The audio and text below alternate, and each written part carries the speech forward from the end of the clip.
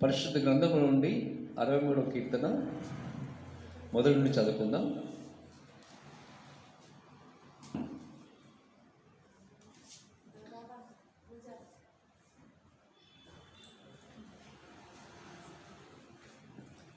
పరిశుద్ధ గ్రంథం నుండి 63వ కీర్తన మొదటి నుండి చదువుకుందాం. దేవా, నా దేవుడవు నీవే, వేకువనే నిన్ను వెదుకుదును. నీ బలమును నీ ప్రభావమును చూడవలనని పరిశుద్ధాలయమందు నేనెంతో ఆశతో నీ తట్టు కనిపెట్టి ఉన్నాను. నీళ్లు లేక ఎండి ఉన్న దేశమందు నా ప్రాణము నీ కొరకు తృష్ణగొని ఉన్నది. నీ మీది ఆశ చేత నిన్ను చూడవలనని నా శరీరం కృషించున్నది. నీ కృప జీవం కంటే ఉత్తమము. నా పెదవులు నిన్ను స్తుతించును.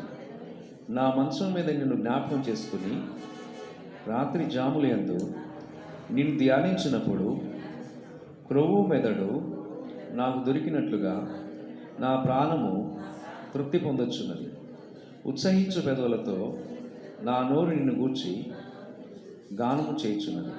కాగా నా జీవితకాలమంతయు నేను ఇలాగున నిన్ను స్తుతించదను.